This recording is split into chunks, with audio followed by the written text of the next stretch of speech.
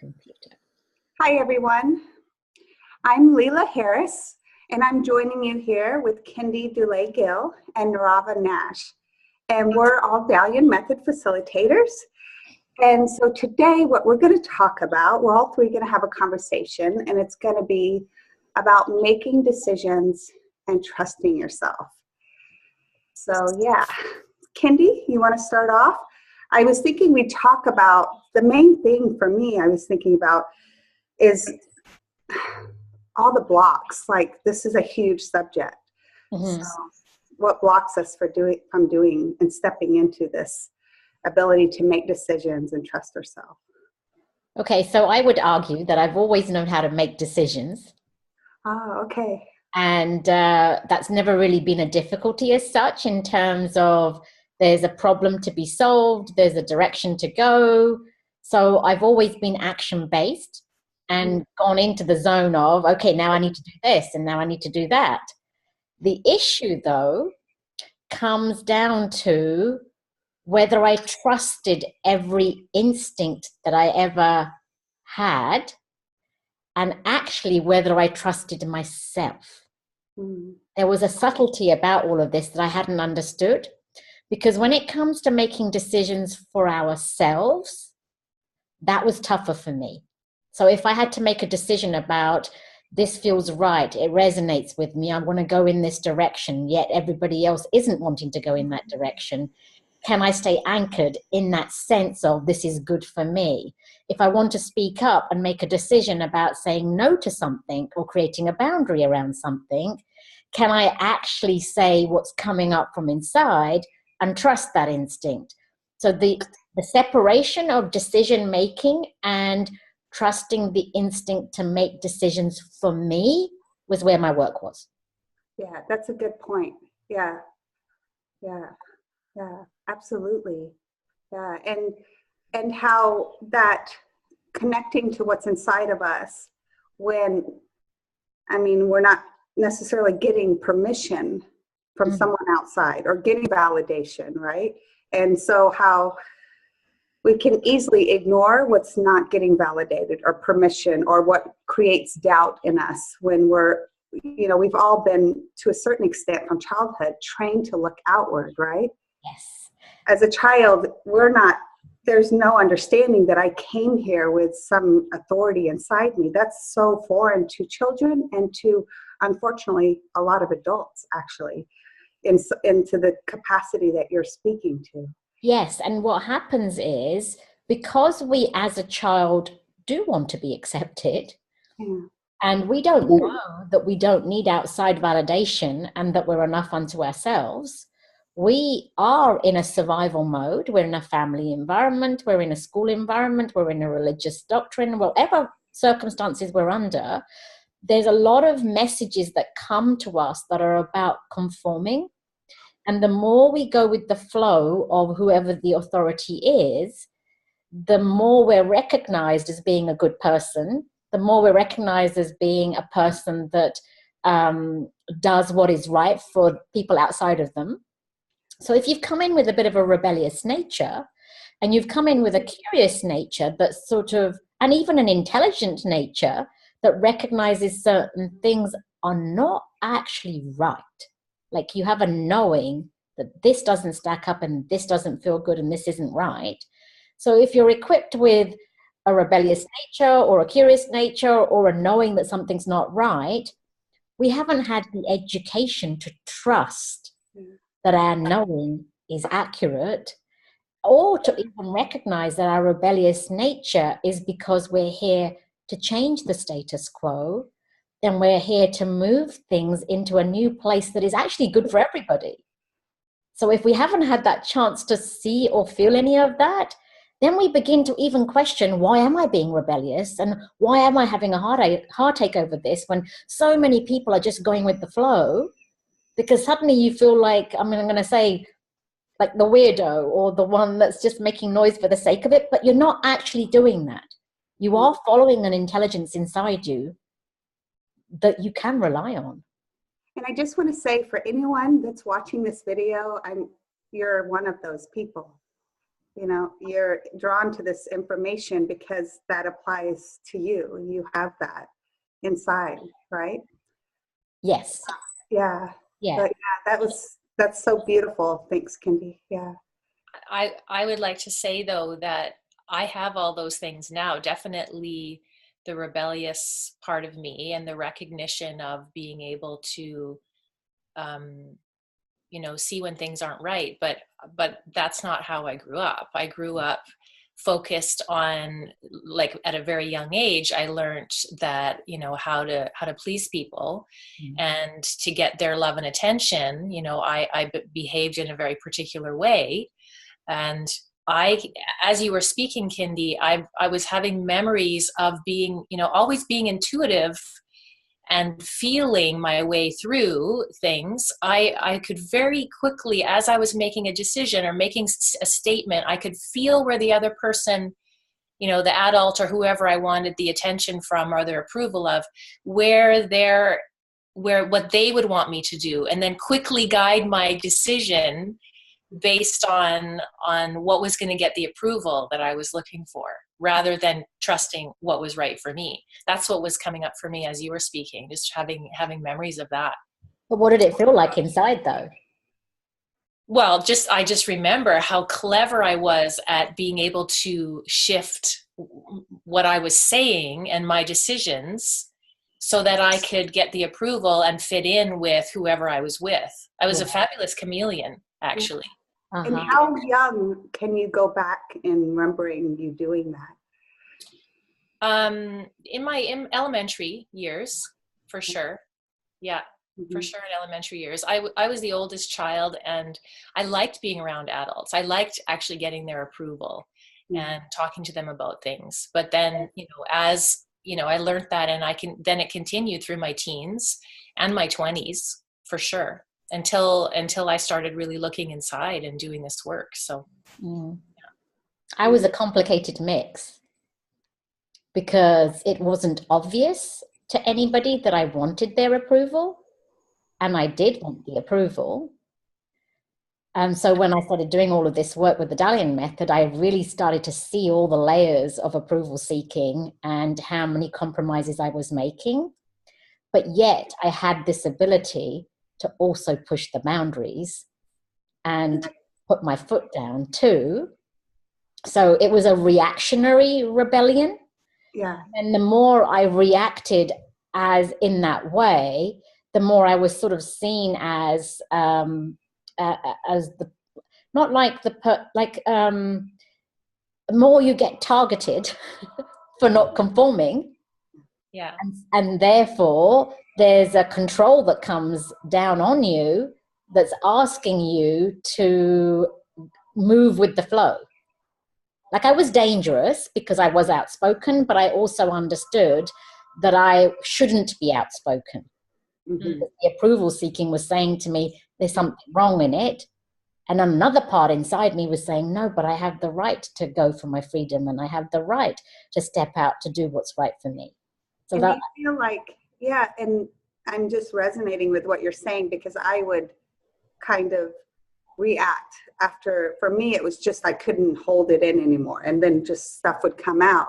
yeah. But it almost feels like the people pleaser was there, and then the reaction came from the people pleaser too, because the people pleaser is holding down all these things, and then it proves the people pleaser right, because it's like, oh yeah, I can't trust myself. Oh yeah, I lose my temper, because of the conditioning still back there that say you have to follow other people or the authority, and you don't know.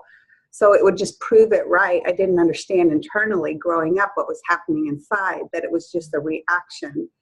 So like when you said people would try to get you to conform, if you were to react, it's not necessarily your inner knowing that's reacting, right? That's right.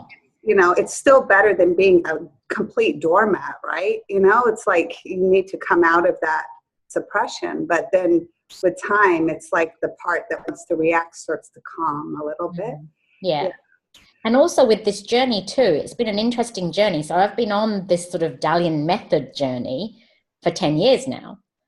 And And I hadn't understood how desperately keen I was for all the people that I know and all the people that I loved and all the people that really meant a lot to me, how desperately keen I was for their approval for the work that I was doing, without understanding that they didn't understand this work at all.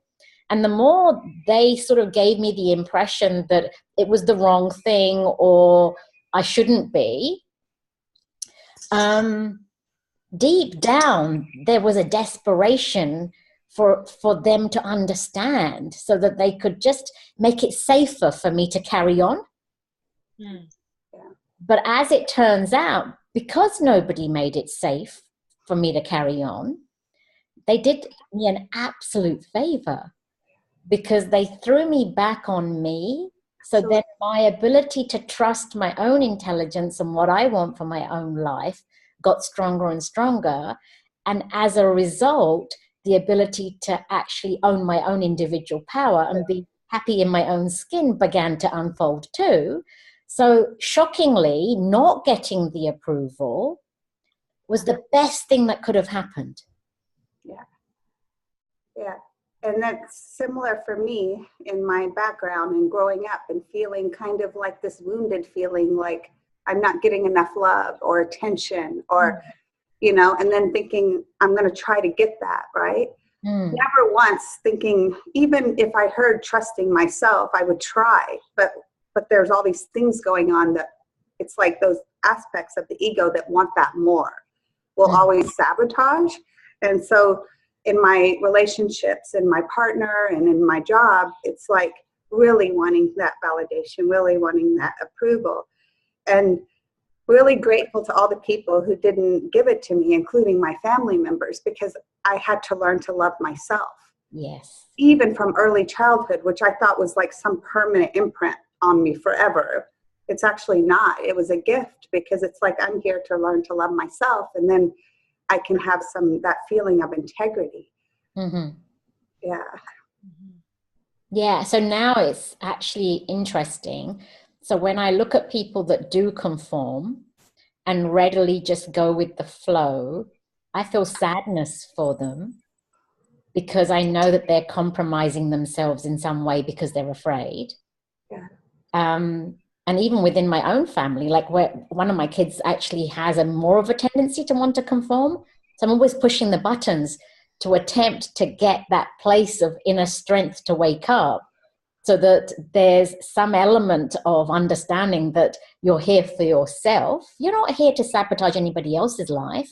And the most curious part about this work has been that the more you trust yourself, the more you get hold of your own power, the more respectful you are to everybody around you, the more you adore everybody around you, the more you actually have a great relationship and great communication with the people around you, because you sort of revere where they're at too.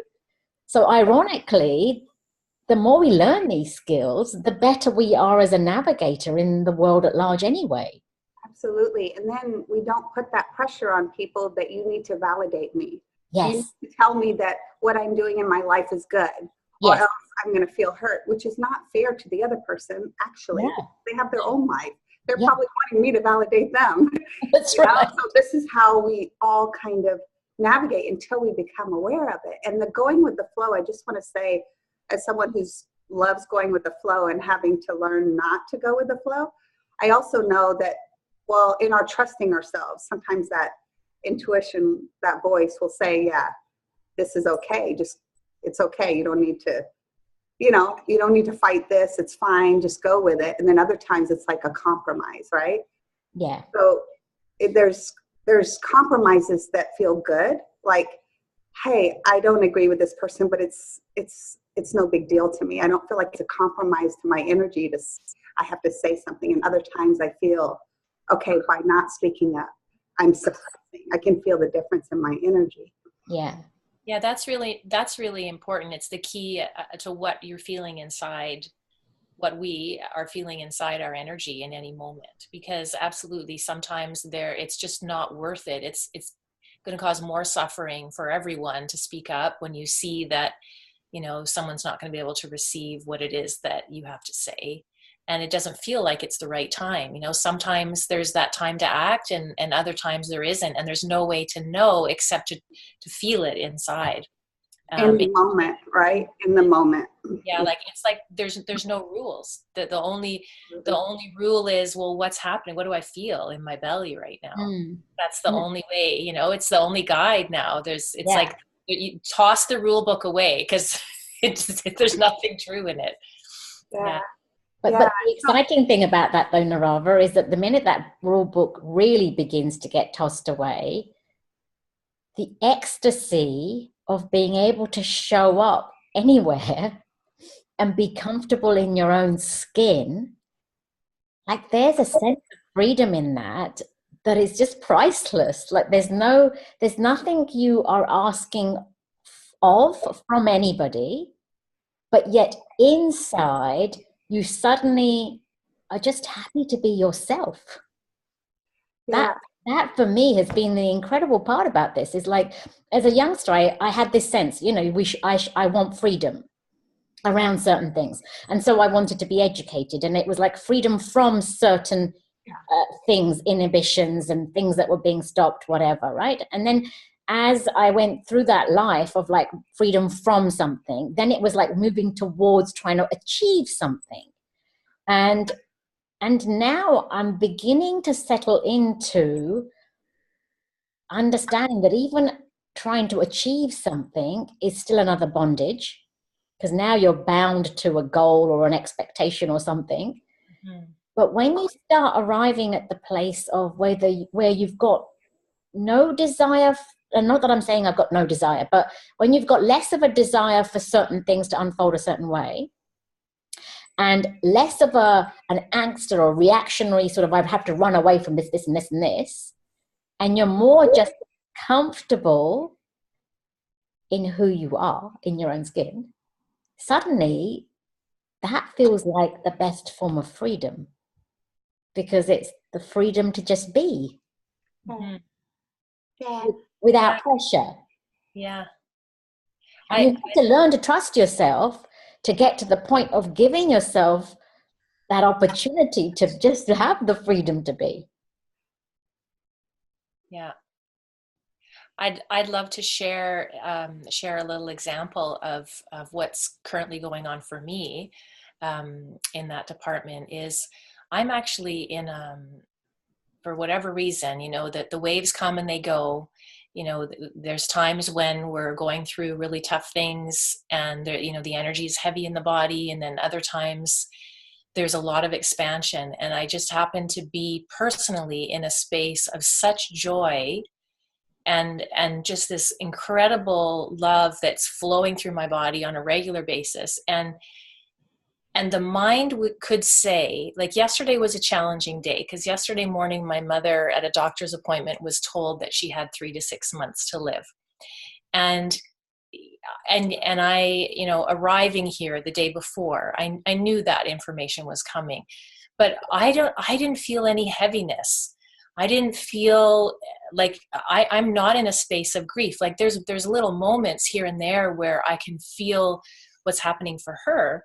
But like after the appointment, which was yesterday early in the morning, I'm just trusting my energy, and there's this joy and playfulness. So my mom and I played yesterday. We had a beautiful day. This doctor's handing out this information, but then it's like, no, let's go home and have a yummy lunch. And then the music is on, and I'm dancing around her living room, and then we had to go out to the store to pick up a card, and we made fun of that, and then there was the liquor store, and like both I am so not a drinker. Like I just can't handle alcohol at all. My body doesn't like it. But she looked at me and she's like, so we're going to have fun, right? And I'm like, yeah. She goes, well, I want to have some wine. Okay. She goes, I don't like to drink alone. I'm like, okay. So we go, and like, that's part of the bucket list. Like I keep saying, Mom, so we're in the store and we buy 2 bottles. I'm like, Mom, this is ridiculous. It's going to take us 2 months to drink it. And she's like, whatever. But the joy she had in just going out and buying the wine, like, and just the simplest things, we've had the most incredible talks about stuff, and and at the same time, other family members of mine are going through, the cousins and their family are going through like the deepest, darkest fear and pain because of what's going on. And I see it, but my energy, I'm not going to try and stoop to that level. I think there's this conditioning in our world where if someone's really suffering, that we're supposed to suffer along with them, and I'm trusting that if my energy is in this space right now, that's just where it is. And I don't need to hide that. Yeah. I think that's the thing, we don't need to hide who we are, whatever's happening, just to trust that inside and bring that to whatever's going on. Yeah. And Narava, so you're trusting yourself is you're trusting that joy in the middle of what we would call tragic, right? Yeah. The people might call that tragic. So I just want to maybe mention some of the things that you feel that you've worked through, because we've all been using the Dalian method, but what are some of the things you think have contributed to your ability to come to this space and have this beautiful connection with your mom and with yourself, of course, too? Yeah. Well, I would say, gosh, I've worked so hard on so many things, and a lot of it is about being able to rest in my center when other people are in the midst of suffering. And so I have, in a very powerful DM, actually not that long ago, I recognized from a deep place that I am not the suffering. Mm-hmm. And that I can watch the suffering. Yeah. And in the past, when you were kind of in that suffering yourself, what are some of the things you've had to release and transform for you? Like, these are your recent experiences, but like maybe going back further when you weren't able to easily access. Do you remember some of the things that you had to work with? Yeah, there was, I was very identified as being a victim of certain things in life. And also that if I was suffering, I was a good person. Oh, okay. That there was some value in that I was special, that I was important if I was suffering. Yes. So, listen to me, my dad just passed away and now my mom has cancer. Like that would be the old me going, my dad just had cancer and now my mom has cancer and this is happening and that's happening. And, all these things have ended. Poor me. Somehow that makes me special. I can relate to that. And also in my past, it was just like, well, this is what you do socially. Okay. Like I didn't know how to look inside. And also the pain, right? Working through the pain, the attachment, the sadness, like trusting ourselves. And this, I think, is very related to losing someone we love as well. It's like, I don't want to be alone, right? It often has nothing to do with those people that we're getting triggered by or we have emotions with, or the feeling of loss. So being afraid to be alone, being rejected, people's opinions is who I am. They're right. They know more than me, right? Whole fitting in. Yeah, another one was that I saw when my dad got sick. There was this urgency inside of me to come to Winnipeg and be here and take care of him. There was a wounded part of myself that believed that I had to do it. Yeah. That somehow I had to be the savior. I had to come and be there for him. And it was actually based in a fear that was so deep inside. And Mata helped me see it because I did a session with her, that I was actually afraid to be an orphan. I was afraid to have to take total responsibility for myself. So there was this motivation. I have to save my dad because he's taking care of me when really he wasn't, but there was still a belief that he could, right? Yeah, because the child is still there, right? Even though you're self-sufficient, yes. The child is still saying, I need you, right? Yeah. So it was really important when I cleared that, then I was able to be here with him in a totally different way. Yeah. And you worked with that inner child, right? Mm-hmm. Yeah. So it's almost like going back and showing our inner child. It's like, you're going to be fine. It's through working with the emotions, but then the child inside can understand, oh, I'm fine. Yeah. I'm not in that situation, or I don't have to follow the outside authority, or, no one's going to, do anything to me. I'm going to be fine. These kinds of things. And they're realizations. We can't really do them through like positive thinking. You have to realize it by addressing directly the emotions that we're feeling, the victim, the being alone, all these things, the child. Yeah. And I think a lot of compassion has to be shown as well for people wherever they're at, because all of us have been working with our inner child.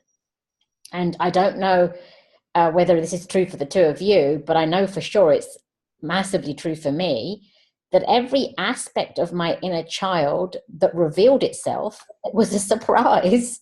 Yeah. The inner child had that amount of fear, and that the inner child felt so desperate, and was identified with the idea that it's a victim. Like, I had no idea that was really going on, right? And obviously the people that live with us have a better idea of what we're doing, but inside we have less of an idea. And so for everybody that's listening to this today too, every one of us has memories that are related to our survival. Because when you're a tiny little being, you are dependent on the people around you to keep you alive. And without their kindness and gratitude, their kindness and their ability to respond and be there for us, we wouldn't ever have become an adult. Mm-hmm. So we had dependence in our makeup, and we still do. Many people still, who haven't done this inner work yet, are still in that place. Mm-hmm. And then we're suddenly thrust into adult bodies. And in these adult bodies, we cognitively think we've now got to cope, but we have no idea that deep down, all these memories of when we were dependent are still running, and they are still seeking some sense of comfort or security, or somebody to hold our hand, or somebody to nurture us, or somebody to just be there for us. We don't realize all of that is going on because it was the only way we were surviving in our early days. Yeah. And then to work to this place of self-trust. I mean, how can a child feel like they trust themselves when they know the food on their table has got to be provided for by their parents, the clothing on their back has to be provided for, the roof over their head has to be provided for? So and love and nurturing that they crave as well. That's right. And how would they know that they are supposed to go to a place where they find the love for themselves and not from outside? So all these things are missing for us simply because the education isn't there, and how long it takes us to be dependent on another human being for our survival. It's just so important for us to recognize that every person has these things whirring away inside them, and we can't just jump into self-trust. Yeah, it's a process. It's a process. Yeah, and it's a process of owning the adult and sort of like not shedding the child, but it's transforming the child's conditionings and beliefs that are still lodged inside you. I mean, I asked Saffron, my youngest daughter, we were talking about go-to emotions, and she said, well, your go-to emotion's always victim-y. Right? Because they see what we're doing, but we don't necessarily see, and we'll do it layer by layer with the Dalian method and begin to see, oh my God, this is another victim part of me, and this is another victim part of me. But why is the victim there? Well, the victim is there because the person doesn't know how to love themselves and doesn't have enough self-esteem. Yeah. Yeah. And then there's those layers, right? There's one layer we'll know because whatever we're feeling at this point in our life or whatever our challenge is, we work with that layer. And then we feel that, and it feels good. And then another layer comes up. And so then we get closer to that centered place, Narava, that you so beautifully expressed, and that joy in the midst of all these things. But it takes time. It takes time. Yeah. I lost my train of thought there, but I did want to respond to something that, Kindy, what came up for me was, even though we've done a lot of work, and I mean, you've been at this for 10 years, for me, it's just coming up on 5. The fact that, what came up when my dad was diagnosed, like that part of me that was still afraid of being alone and being, you know, without a father, you know, that I hadn't addressed that in any earlier DMs. But see, life is just perfectly unfolding for us to deal with layer by layer, you know, and I just really am amazed at how it happens. And it's so different for everybody. You know, everyone faces whatever challenge they need to face, you know, when the time is right. And that's kind of the miracle that I'm marveling at. Yeah. That, you know, this deep stuff is still there in a way that, like, gosh, I'm surprised I haven't worked with that. But no, you know, I wasn't ready for it for whatever reason. Yeah. So we have to be, it's like that patience for the process, you know, Yeah. Like if I find myself not trusting myself or acting from fear, it's like, oh my gosh, I'm doing it again. But then I realize that I've got enough, a certain amount of sturdiness and confidence. And then I fall. And then I fall, there's less, it's like more time between the little falls. And then there's more awareness. So learning to like navigate with the subtlety instead of expecting these big jumps. Yeah.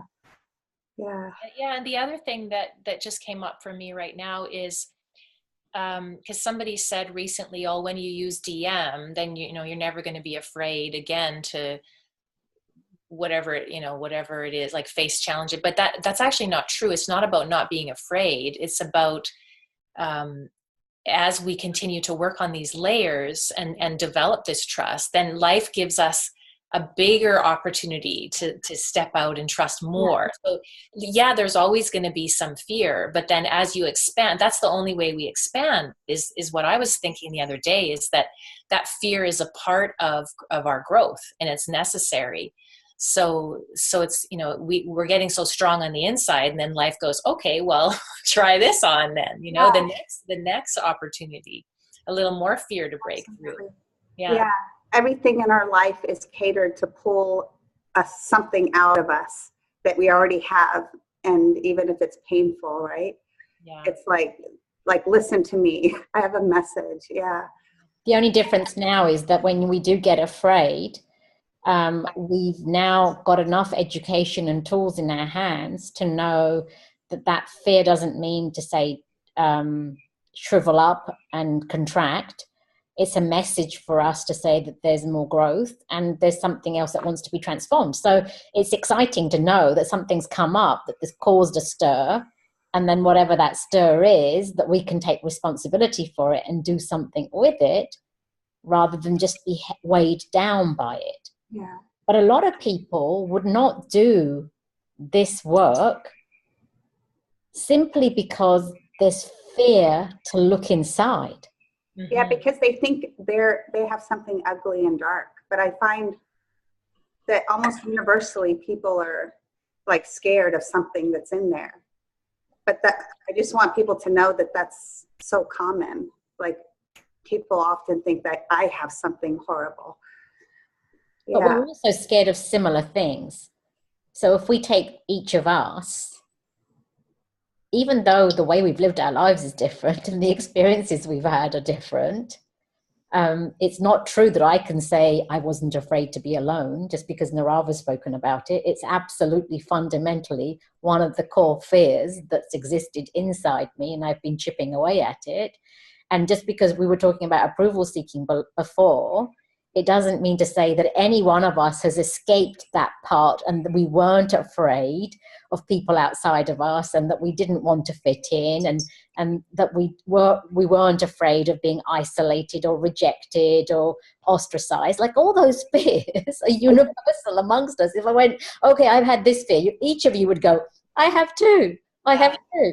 So that's the part that I think is exciting for anybody that's listening to us, is that even though you are afraid to look inside, guaranteed the fears are the same with somebody else outside of you, and the person you're afraid of is afraid of you. Like it's I was talking to somebody recently about the 10-day intensive coming up, September 21st.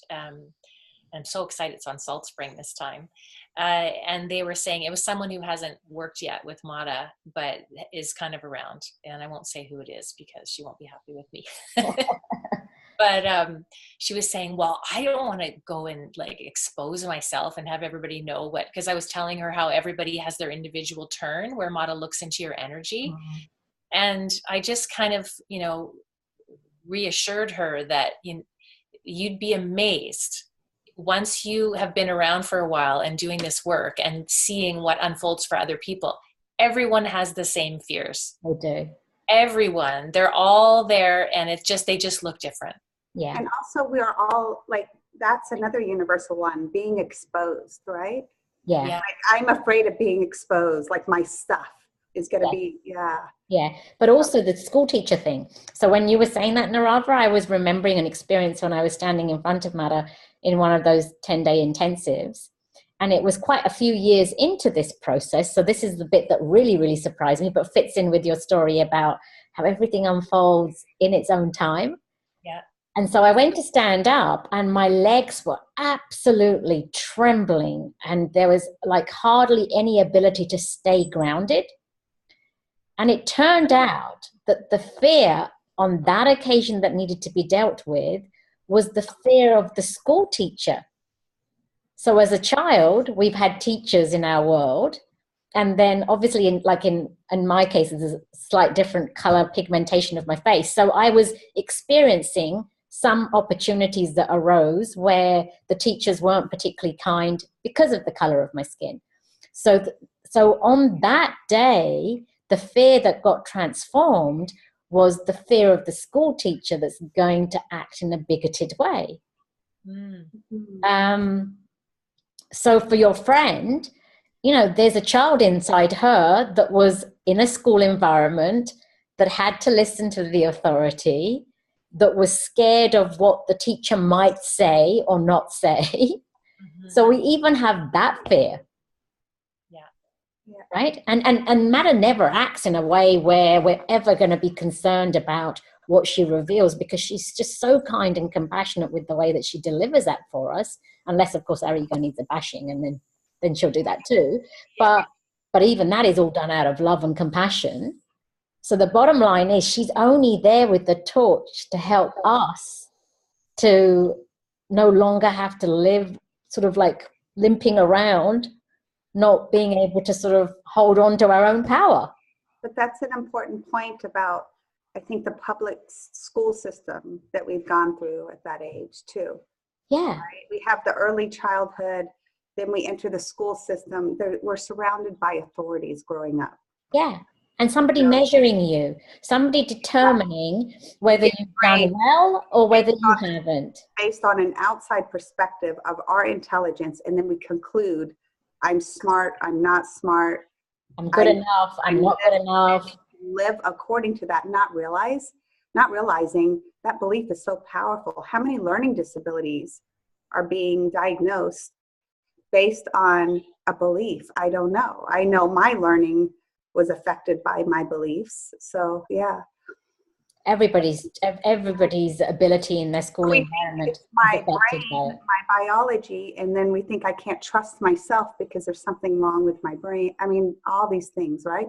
Yeah. Or we could be told, Narava, I don't know if you could speak to this, but because you mentioned it before when I was talking to you another time, or we can say I'm smart, and then we can get attached to I'm smart. I got an A through school. Maybe Kendi, you too, because I didn't have as much of that experience, but I know people have had, and that can also affect us trusting ourselves. Yeah, totally. Because I was one of those people that was, the smart one and the athletic one or the musical one, like all three of those. So I went through school, from that I've got it all together. I'm the teachers always loved me, and so that continued. And then I felt like, well, I have the answers, being the bossy one. I was a really bossy big sister, really bossy big sister, and feeling like I know everything. That kind of a oh gosh, I sure pissed off my sisters a lot when we were young. But that's that false sense of knowing. Yeah. And that's a different total fear, trembling, total fear in the body, totally disconnected from the body. It's all in the head and it's all false. Totally false. That's the sad part, because so many people think they have their act together, and I certainly was one of those too. And they don't understand, and I was certainly one of those too, don't understand how much fear is inside our body. Because that's the part that's so shocking, and that's the part that felt so important with my 3 children. It was like, if this is the quality of fear that's inside me, imagine what's actually inside them too.